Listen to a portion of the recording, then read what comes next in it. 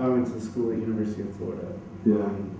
I tried my hand in a couple different degrees. Yeah, which ones? Accounting. Uh-huh. And then I didn't really transfer. I just kind of pondered with a few Other degrees. like building construction or whatever. It didn't really work out. Did you take different classes, or did you just sort of? I stuck with the accounting. Yeah. And then when summer hit, I was like, this isn't working out. I had to find something new. Yeah. So I changed to like liberal arts. Uh-huh. And that wasn't working out. And then I got in trouble, and then I had to kind of leave because I ran out of money for school. Yeah. And my friend offered me this job Uh-huh. in April, and Yeah. I said I have to stay in school. Like, Yeah. don't tempt me. I have to stay in school. And I was talking with people at school about it, and this one guy in particular. I'm like, dude, I think I want to go. I think I want to go. And he's like, you're crazy. Like, you have to stay in school. And I'm like, yeah, I don't think school's for me. And I just took it. And when he offered it again in July. What was the most appealing thing about it? First, I want to say it was the job. Yeah. When my friend told me about it, it sounded really exciting. You know, convoy security, personal security, like, I don't know, it just sounds exciting. Yeah. And then on top of it, the money that comes along with it. What did he say about the money? He said it was good money, especially for someone my age. Yeah, what did no bills or anything like that. You can save like every dime. Yeah. So you can have a pretty good amount of money saved up. Yeah. You want to say like how you got in trouble? Well, I got a DUI. Yeah. The reason is I came from the Army. It was like 4 years, 82nd Airborne. Yeah. And it wasn't working for me. And I didn't like it. And I was like, well, I'll go to school and get my education. Well, I'm the type of kid that gets like, he needs like I really need responsibility, or like I need to be super busy, or I have way too much time on my hands and I get myself in trouble. So I started going out and drinking and partying and just wrapped up in the college life, because 4 years in the Army was, you know, sacrifice of, you know, being grown up and having tons of responsibility. I'm like, screw this, I'm in college, I'm gonna enjoy myself. Yeah. So it got out of hand. Right. What were you saying? I don't know. Oh, I got a DUI. Oh, right. So I went from like this super strict environment to this super like it's all up to you environment. Right. And I just like partying and just out every night. Yeah. I still managed to get a 3.0. Yeah. But I just had too much time on my hands, and I had this motorcycle, and I was just enjoying my life way too much. Yeah. And I wasn't like, my friends were like, you know, you can't drive when you're drunk and this and that, and Yeah. like, no, I'm fine, like millions of times. Yeah. And then just this one night, I freaking popped a wheelie in front of university, and this cop was like, who the hell was that? And then I turn around and go home, and they pull me over, and he's like, have you been drinking? And then off to jail. Do you think if you hadn't gotten the DUI, you'd be here?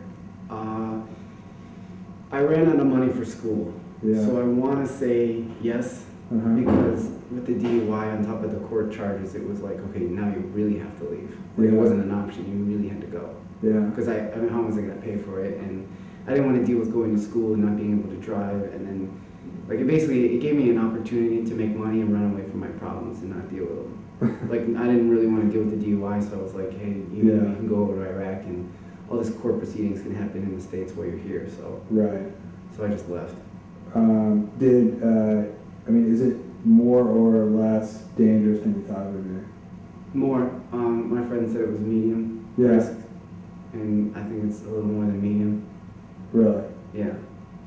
You know, I'm looking at the there's the shadows like on your back. It looks like you have like wings. No, it doesn't.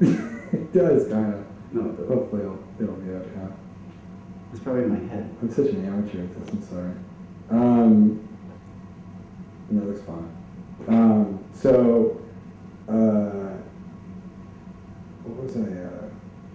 So it was more dangerous. It's more dangerous. Yeah. Even Mike said that, like, when he, you know, the stuff he's been through, and he's been here for like a lot longer, like almost 2 years. Right. Like a lot of the stuff happened. Yeah. Like when I got here, like more, it was like just as soon as I got here, more and more stuff was happening. You think the situation in Iraq is just worse, or? I think it's. I couldn't really tell from the last time I was here. It's at least as dangerous as it was the last time I was here. Yeah. I don't know how worse it's gotten, but or how better, but I know it's at least as dangerous. Yeah. do you sort of feel about what you're doing? Like, how do you feel about I the really job? like the job. And the reason is because I feel like even though we're only contractors, there's this, we take truck drivers to and from Kuwait to Iraq and then back to Kuwait. So, I mean, there is a job for us, and we have a really important job. Yeah.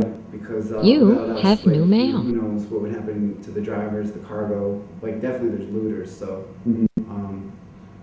we've taken, like,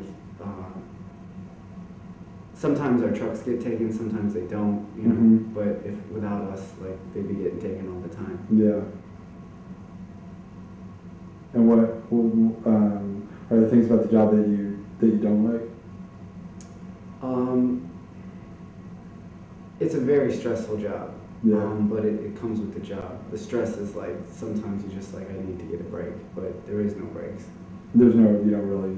Well, what are you gonna do? Like, you get a day off, but there's no real break, Yeah. until you're actually done or you go home on vacation. Right. Right. I mean, are you afraid of dying?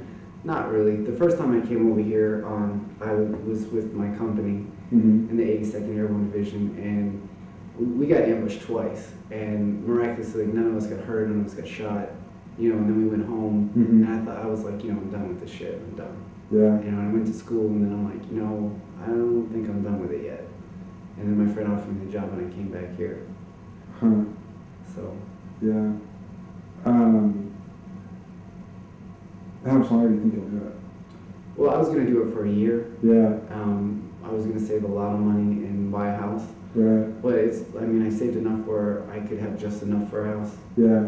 And I don't know. I don't like the job that much anymore. Not this particular, the convoy. Yeah. The drivers are mostly like Indian, Pakistani. They don't speak English. Right. They really don't realize what kind of situation they're in. Yeah. Some of them don't even know how to drive a truck. Right. Yeah, they'll stop in Baghdad for no reason. Really. Just pull over, and it takes every ounce of, willpower not to just take them and just, be rough with them because, you're like, you're in the middle of Baghdad, what are you stopping for? And they're like, Yeah. fucking around with their truck. Really. For nothing that's like, What do they do? Like, what are they doing? they just stop. Like I remember one guy had a flat tire, and he stopped, and we're like, okay, well, can you make it to our destination? And everyone's like, yeah, he's got 2 tires, and one of them blown. Yeah. He doesn't have anything on his truck. He can roll and make it. Yeah. So we get back at our trucks, we start rolling, and then this one guy pulls over, and we're like, okay, well, what is this guy stopping for? Yeah. So we go back and check it out, and they sell ice blocks on the side of the road. Yeah. He was out of ice. He wanted to buy ice. And they're like, you fucking asshole. Like, you're stopping to buy ice? We're in a convoy, and we're trying to get you to where you're going, and you gotta buy ice? Yeah. They really do threaten your life.